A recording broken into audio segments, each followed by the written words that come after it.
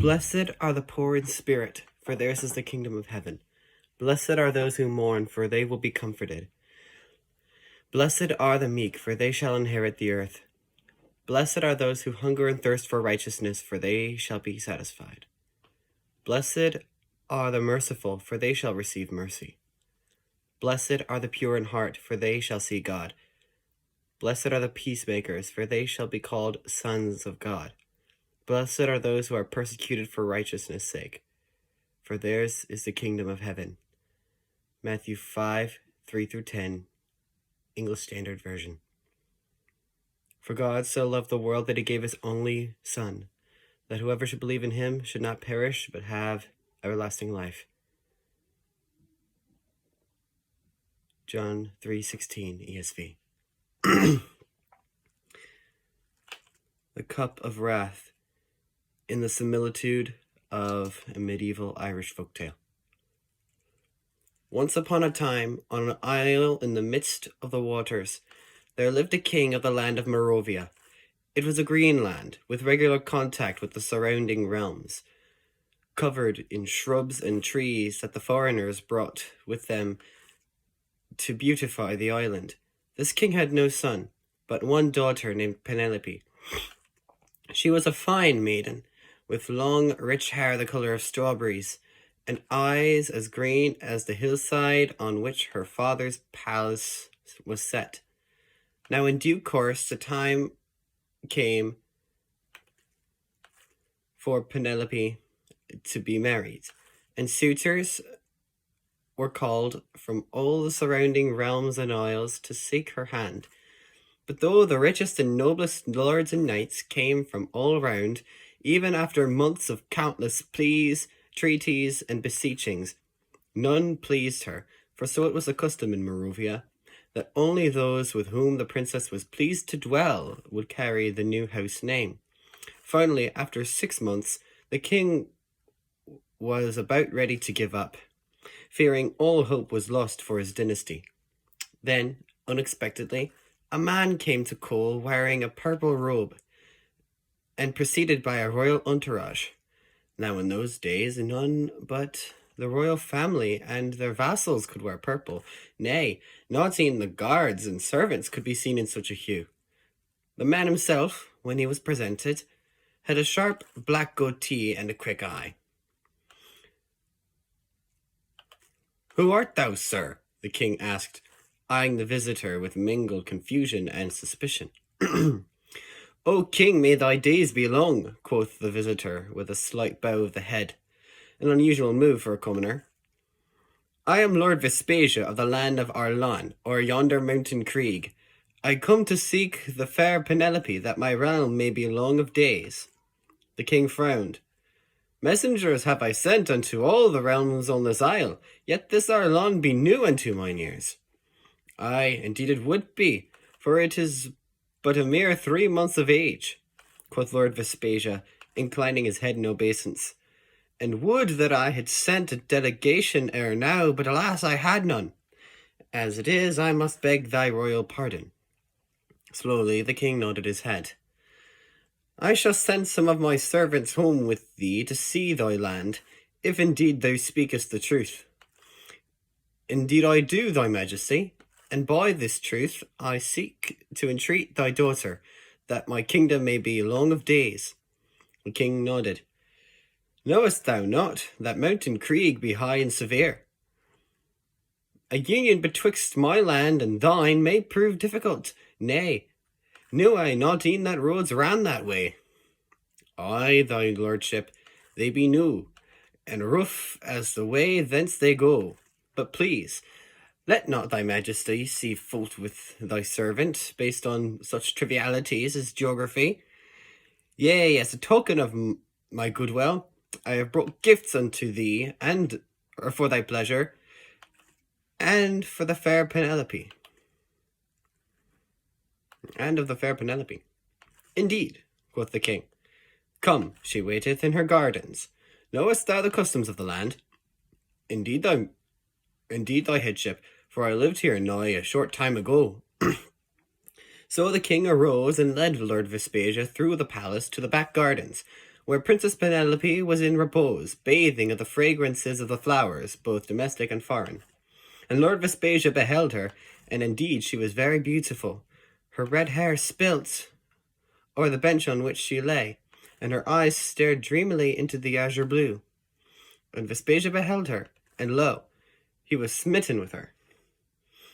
So when the king offered to leave him with her for the day, with his guard to supervise according to the custom, he was quick to agree. So the king left them, and the young lord approached the young lady, his knees trembling. "My lady," he stammered, bowing slightly as he approached. "Lord Vespasia of the realm of Arlon, at thy service." The princess turned her eyes upon him, and behold, it were as though they fixed him to the earth as surely as the tree neath which she lay. "Shlomo," quoth she, "knowest thou thy face?" "Nay, indeed not," said he, taking a startled step backward. "Aye, verily, I am a stranger unto thee, though I was once a subject of thy father. But tell me, what is the meaning of this greeting which thou givest me?" "Why, it is the greeting of the Romans in the Holy Land," said she. "Some of their clergy taught it to me when they came here, along with a whole Roman delegation, nigh 5 years ago." "Ah," spake Lord Vespasia, smiling, "I see that thou knowest thy tongues and letters." "Oh, nay, say thou not such things of me," quoth she, with a blush. "I know some phrases in the holy languages and the Lord's Prayer, but that be all. Dare thou not ascribe unto me more than I deserve. But pray, tell thou me, where be this Arlon, and how came thee by it?" "Providence, my lady, mere providence. I was a poor wandering wretch, lost in the wilderness, and a kind family took me in whilst I roamed nigh about Mountain Creek. But, as thou knowest well, there was a bear problem in that region. But with my extensive knowledge of the wildlife and the land, I found their den and, with the help of a few valiant villagers, vanquished the fiends once and for all." He looked up at her expectantly. With no reply to be heard, he finished, "And so they appointed me chieftain, and later chose to crown me king, since no one owned the land." The princess nodded. "Verily, many a man hath come unto me, telling of slaying this lion or that or this dragon, but this at least be more reasonable, that not a Roman nor exotic beast, but a domestic one, be vanquished not by one man but many, though that all were slain be a trifle much." "Oh, it be so, my lady." And so they talked, with the young man wooing her with his charms and banter. And verily, e'en though the princess was not one to be made merry easily, he did, on occasion, bring some mirth from her lips. Toward the evening, she was almost willing to let him touch the train of her dress, then pulled away, giggling madly. Then, with force that startled e'en her, he did seize her by the arm, pull her close, and lean in for a kiss, thence which he would propose unto her. Suddenly, the door flew open, and the king did rush into the room, his sword drawn. "Out with thee!" did he cry, pointing his blade furiously at the young lord. "Out, thou mongrel, thou knave!" "Father!" spake Princess Penelope, startled and shocked at this outrage.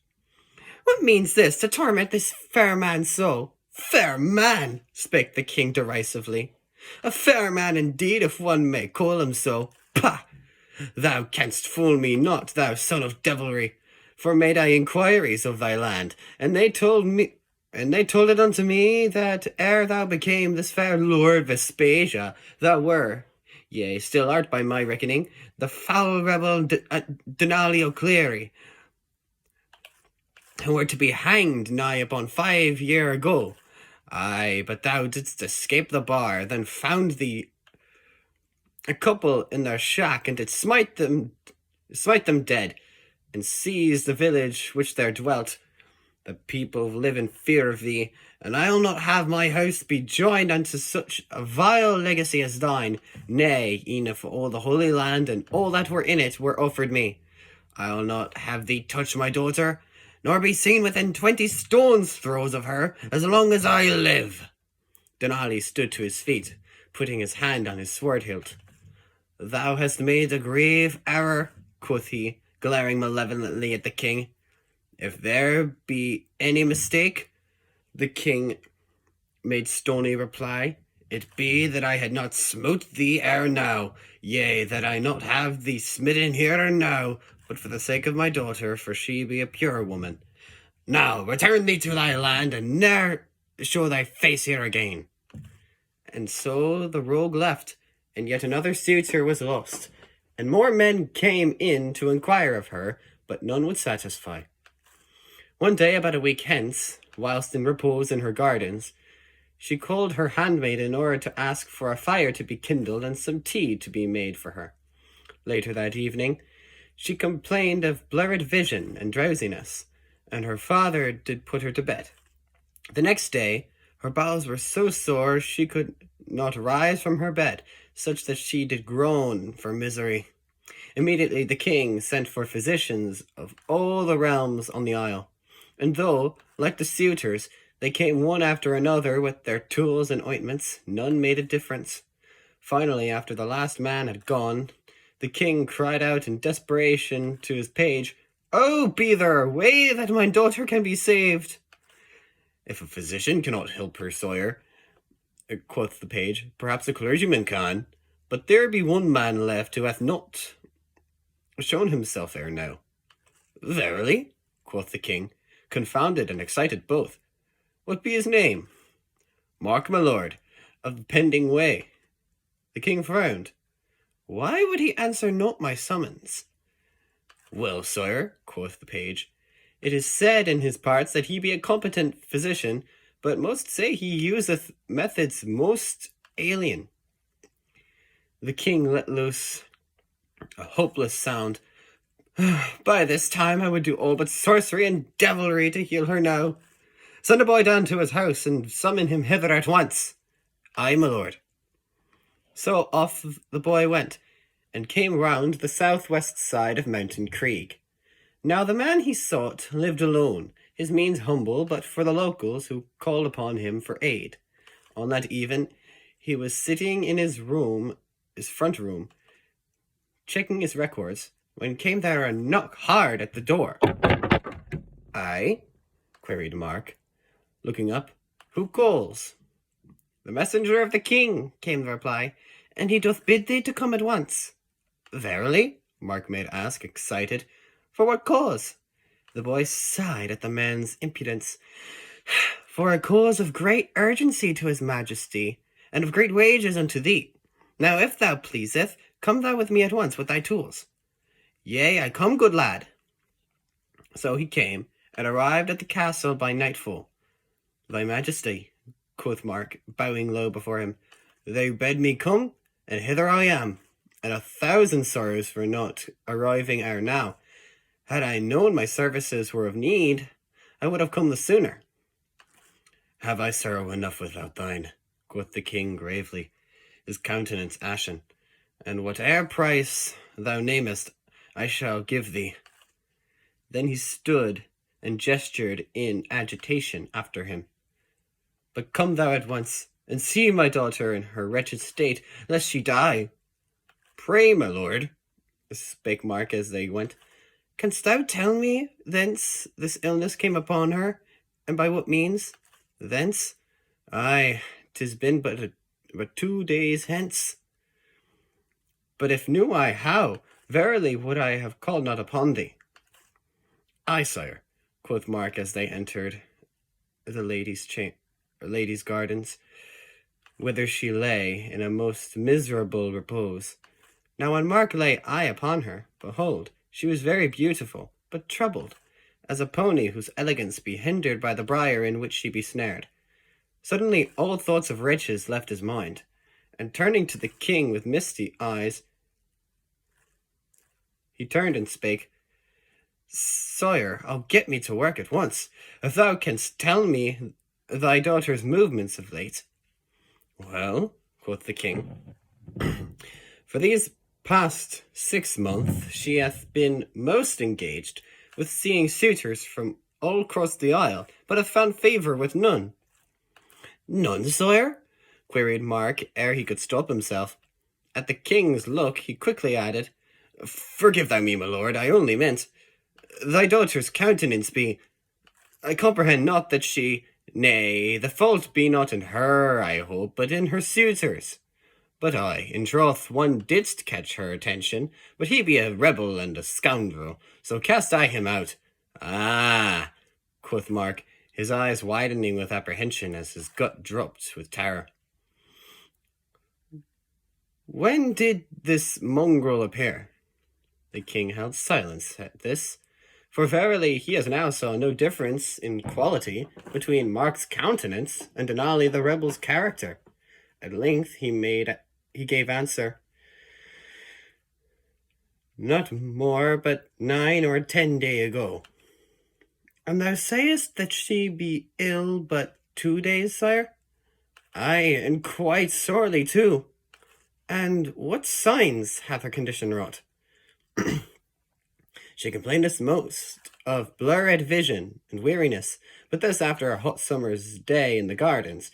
I chastised the maid for not fanning her properly, and put me her to bed. But 2 morn ago, she hath taken of the sorest stomach thou hast ever heard. The doctor thought for a moment, then asked, Had she nothing to refresh herself on such a hot day as thou describest? Yea, a cup of tea from the Middle Kingdom, as one of the maid gave unto her. Aha! The doctor clapped his hands. Why, what means this? The king made ask, baffled. With all due respect, sire, if I wert thou, I would make ask of the handmaiden which gavest that drink unto thy daughter, to see whether she did put anything in it contrary to her majesty's custom, and under any orders. That mayest prove vital in opening this secret unto us. Meantime, if thou permitteth, I wish to examine her highness more closely. I will make question at once of the maid staff. As for thee, do thou what thou must. So the king made the order to one of his servants, and made off to comfort himself by strolling yonder, behind the pines set at the rear of the gardens. After donning some strange gloves, and put a mask over his mouth, Mark made himself unto the princess' side with his tools, as lay she on a couch set in the shade. Talitha cumi, quoth he tenderly unto her, and did pull out some strange tools from his box, and point to her mouth. Open thou for me. This first that he said, when translated, meaneth, as it were, Dearest little girl, I say to you, arise. The princess moaned in protest. My bowels ache so, I cannot sit up, much less rise. Oh, would that I died now, lest I see any more of suitor or physician. Ah, be of good cheer, fair one, said he with a smile. If my hunch be right, thou needst fear nothing. After a few minutes hence, during which he examined most meticulously her highness's throat, lungs, and heart, he pulled out a strange tube with a needle at one end and a plunger at the other. Pardon me, thy fairness, spake he softly, but I needs but pierce thy lovely form but once, I pray, to see what thee troubleth. The princess sighed.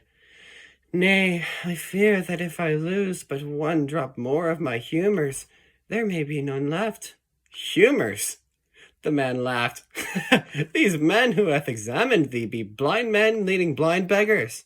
But nay, only this once more, I pray thee, and now see the danger for what it be. Hesitantly she nodded, and he did bind up one arm with cord, swathed the crux of her elbow with brandy, then took and did stick her with the needle, drawing out the flow whither it came till the whole tube was filled. Then, removing it, he bandaged the wound and did take to examining the humours in strange ways that she knew not. At the sight of her own humours, the girl did finally give up her innards through her mouth, spewing the contents therein, all o'er the physician's back as he leant o'er his instruments. At this Mark did look up at Penelope and say, Thou mayest close thine eyes, if either my person or thy humours offend thee. Nay, nay, not thy person, but my humours, I fear, quoth she, for they turn my stomach so. Yea, I fear that if I purge not from the one end, I may but do likewise from the other. Aye, spake Mark with a nod. I thought so. But if I be right, the end of this illness shall not be death. Just then there came a most high clamour beyond the portal, and in a moment's time the rogue Denali O'Clery did burst into the gardens, his sword drawn and a mad gleam in his eyes. My lady, he cried, thou art freed, thy father hath made a change of heart, to wit, that thou and I mayest— Why, what means this? For now he saw the physician Mark on his knees, bent o'er his work. Art thou here to sway the fair lady? Pray trouble me not, sir, Mark gave reply with a wave of his free hand. I come to heal her highness' sorry state. Art thou the one soul in Morovia that hath not heard tell of her ailment? Or shouldst I forgive thee this, and charge thee of a grander crime, to wit, giving her royal highness of poisoned tea, for whatever devilish reason I know not. Thou speakest great folly, quoth Denali with a wicked grin, for it be thy word against my sword, and which, I wonder, shall prevail? Methinks thou speakest bolder than thou ought. At that moment the king came forth and saw the interloper, and stood and drew, his face hardened. So too did enter, a moment later, 2 guards escorting one of the princess' handmaidens, who, when she saw the scene, did burst out into tears, and did look at Denali and shout, Thou fiend! Thou fiend! Thou wert mine! Mine! Thou knave! What means this? The king thundered, his face as red as his daughter's hair. Thou, traitor, explain thyself. I owe thee naught, quoth the scoundrel with a snarl, but to thrust thee through, and cast thee at the foot of thy throne, which would thenceforth become mine own. Then stand and draw, thou sorry mongrel, and be hard put to it. Nay, thou shalt not harm him, the handmaiden cried, straining against her captors, ere he answer to me. Aye, ye shall not fight, Mark did up and spake, standing from his work, till thou, O Denali, hath answered unto us all, so as to make all things clear.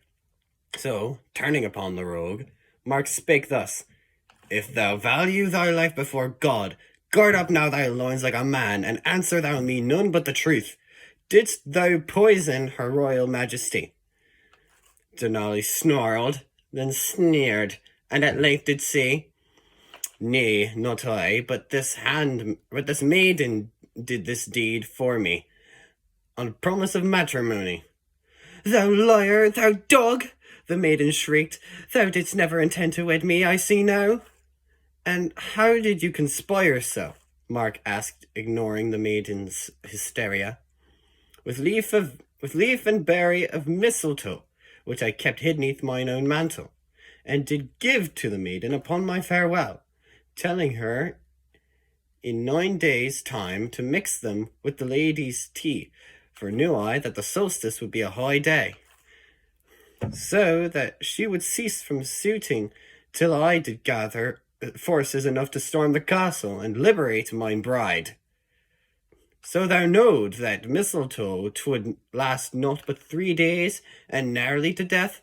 Yea, knew I, thou loathsome Samaritan peasant, and dost thou speak unto me as though thou were mine master?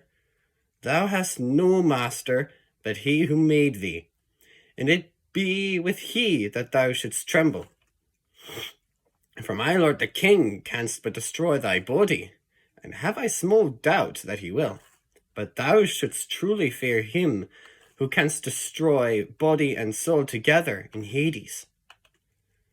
Indeed, quoth the king, sheathing his sword. Guards, take him and put him in the stocks, till I bring a vicar. And thou, spake he, pointing at another servant, call for the council. We must have justice for these two traitors. After they left, he turned unto Mark and asked, So, good Mark, how fares she? Mark smiled. This be not fatal, sire.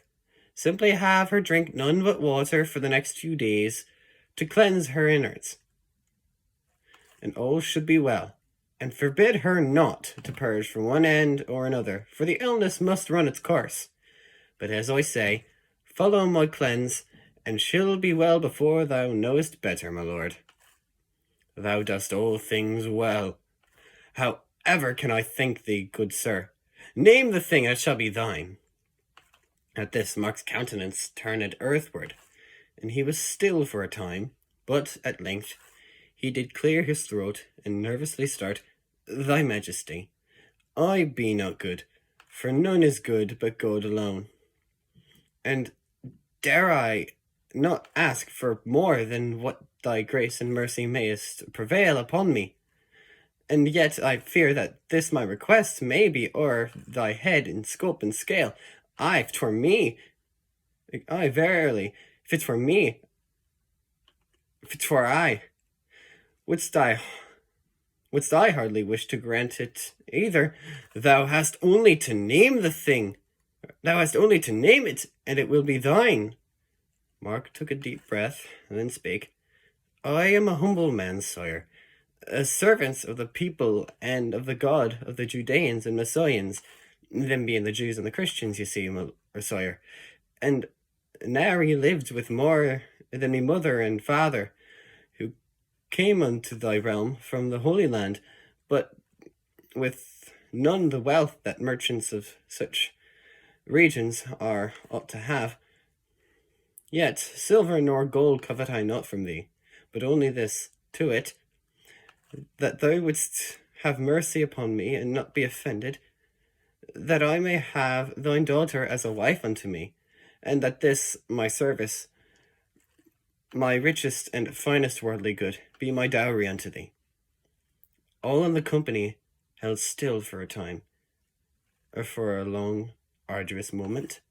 Then, at length, Princess Penelope did up and spake. Many a man hath come unto me this half year, and with smooth speech and bold tales entreat me, each in their allotted day, but none would me win. Aye, e'en Denali, cunning and alluring though he be, was a scoundrel and a traitor, and sought harm against my father, aye, and e'en myself.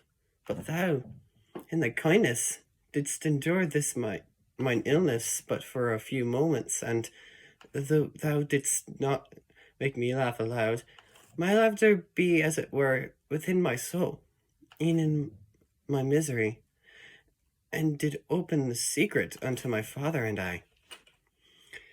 When I am well, fair Mark, I shall gladly have thee in our house, with the blessing of mine father.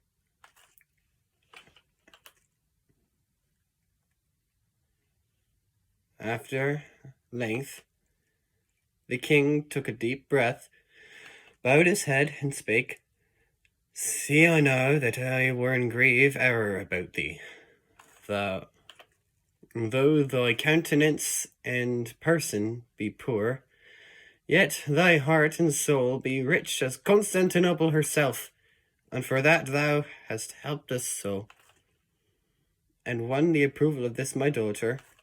Though thou hast no money, thy loving service unto us be all that matter unto me. It is sufficient. Thy covenant I bless before God and before these mine page and manservants as witnesses. May you flourish together from beginning to end, and may your latter end be greater than your beginning. Amen. And so it was, that when trial was held, Denali O'Clery was condemned and properly hanged, and the maiden branded and made an example. So saith the records, I know not how. And once Princess Penelope had recovered strength and vigor, she and Mark were wed, and he became prince consort of the land, and all lived happily ever after till the end of their days. The end. So, a little background on that. Sorry for the cringy Irish accent. If it was at all bad, I'm okay.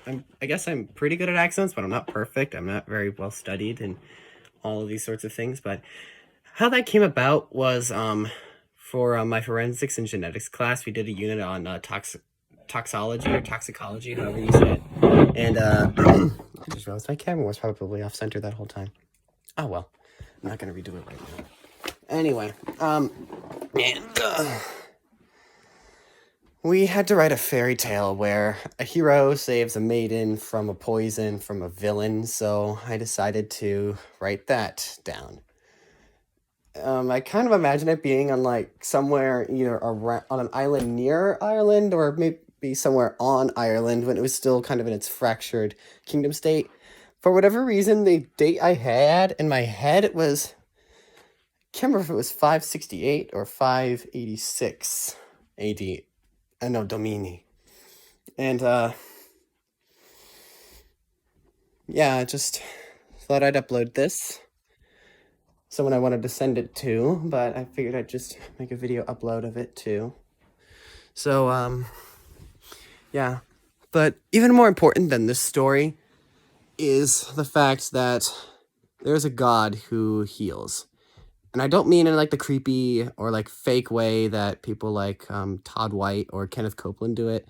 Knocking over a wheelchair and then trying to kind of misdirect the audience does not count as a healing, and neither does lengthening people's legs like a party trick. Yeah, I'm putting myself out there. But we have a God who's willing and able to heal our souls from sin, the thing that we keep running back to, that thing that you're doing that you know you shouldn't be doing. Jesus even said that if you look at a woman with lust, that counts as adultery at the heart level. So it's serious. And by that standard, pretty much every red-blooded human would be condemned. And he says that you must be perfect as your heavenly Father is perfect. But by that standard, we can't be. But that's the amazing thing about Easter. Tomorrow is Palm Sunday, the date that the same teacher rode into Jerusalem on a donkey, fulfilling an ancient prophecy by the prophet Zechariah about how the king and deliverer and God of Jerusalem and Israel would come into their capital city riding on a donkey, a colt, the foal of a donkey. And Malachi mentions Yahweh coming back to his temple. The very next thing that Jesus does is go in to the temple and cleanse it. Isaiah also says, by his stripes we are healed. And while I do say that sickness is ultimately achieved in the atonement, it only comes after the return of Jesus Christ. And in my view, after the tribulation and during the millennial reign or at the resurrection, which we can politely disagree on that. That's how I see it for now. But more importantly, we're turned from our sinful nature. And for those who believe, sorry, that last part wasn't clear. For those who believe, who really trust in his name and make an active effort to turn from sin, which I know I'm not the best at. Sometimes I question myself, but I'm delivering this message anyway. Whether I'm obligated to or not, I'm going to share it. As Ray Comfort put it, the Ten Commandments are known as the moral law of God. You shall not have any gods before me. You shall not make any molded idols of silver or gold.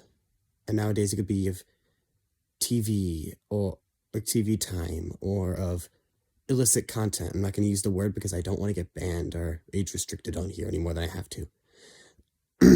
And anything that's taking the space of God in your life, taking God's name in vain, saying things like, oh my God, or GODDAMN it. Sorry, probably confusing a lot of people. And and possibly even worse than that, falsely prophesying, like Bethel and Hillsong. I don't even know if I could count how many false prophecies they've made. These YouTube prophets out here. But I'm not. We're going to tell you that these guys are not speaking for God, because what they do doesn't come to pass. Keep the Sabbath, or I guess it'd be like in Christ, that would be abiding in his rest. Honor your father and mother. Do not murder, which Jesus says even hating your brother counts as murder. Do not commit adultery. We've already talked about that. Do not steal. Do not lie. Do not covet. All of us fail those. It may be different for each of us. And when we don't believe in God, we're automatically making something else our God, which already violates the first two commandments. But the amazing thing is that Jesus of Nazareth, Yeshua, Nazareth, or however you'd say it in Hebrew, I don't know. He came, and instead of us being put to death on the altar to atone for our sins, he was hanged on a tree, made a curse on our behalf, so that in his infinite mercy, he could apply the infinite bank account, as it were, of God's righteousness to those who turn, repent from sin, and put their true believing faith in Jesus Christ. And this is not for Ephesians 2, verses 8 and 9 says, "For it is by grace through faith that you are saved." And this, the Greek word "this," is referring to the whole bundle, not just grace, not just faith, not just salvation, like Calvinists might try and argue, but the whole thing. It's because of Greek rules. But this, salvation through grace through faith, is the gift of God, and is not of yourselves. It is the gift of God, not of works, lest any man should boast. And I hate to say it, but some people out there who call themselves Christians, like Roman Catholics in particular, and even Rabbinic Judaism, they think you can earn God's favor by doing good works. But Isaiah 64:6, or is it verse 4? I don't remember. I think it's Isaiah 64:6, says, our works, our righteousness are as filthy rags before him. And that's like trying to bribe the judge at your trial. It's never going to work. I've been laboring under that delusion. It's not even healthy. I'm still trying to shake it. But I lost my train of thought. Oh, yes. The thing about Jesus' atonement is that we no longer have to labor by our own righteousness. God's own perfect righteousness is imputed to us who believe. If you don't believe me, read the letters of Paul and read 1 John. Read the book of Hebrews, especially chapters 7, 8, 9, and 10, and 11. And, well, really just the whole book. We don't need an earthly priesthood. We don't need a temple. We are the temple, according to 1 Corinthians 6:19.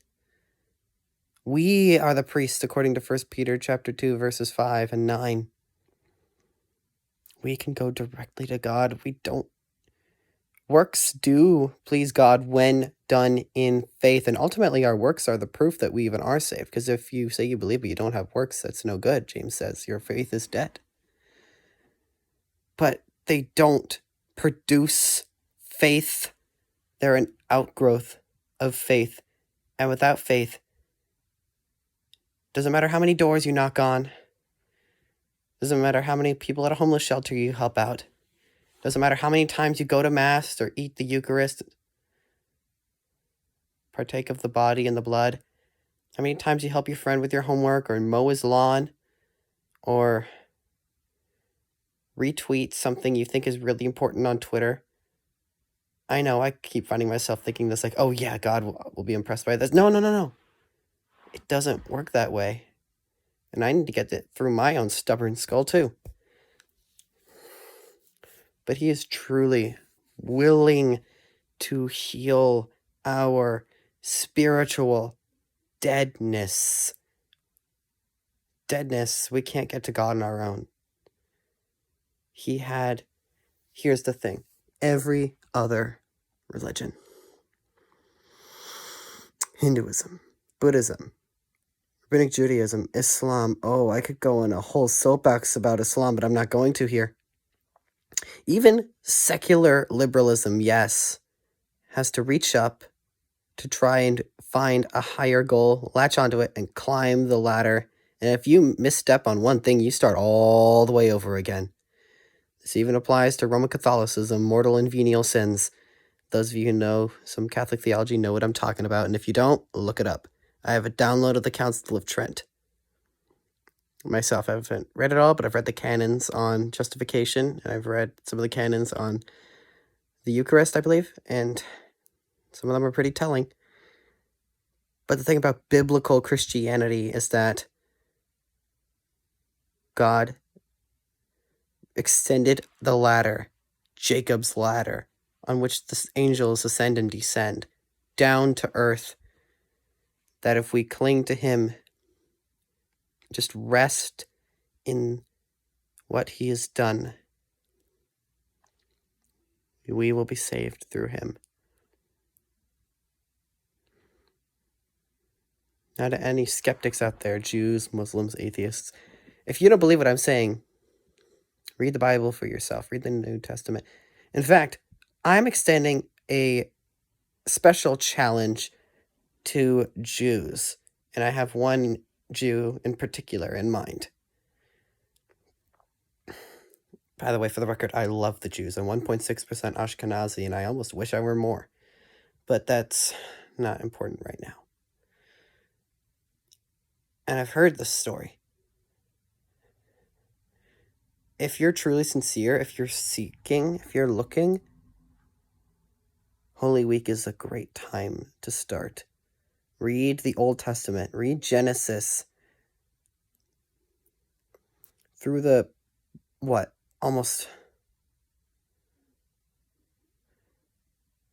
3,000 or 4,000 years from Genesis through Malachi, or Chronicles, I guess, if you're a Jewish listener, and pray to the God of Abraham and Isaac and Israel to reveal himself to you in those pages. Don't just go off of what you think you know. Genuinely seek him, even if he seems to show up in places you weren't expecting to find him. Just ask, be sincere. Look for God in the pictures, in the types. Look for the Messiah in the pictures and the types.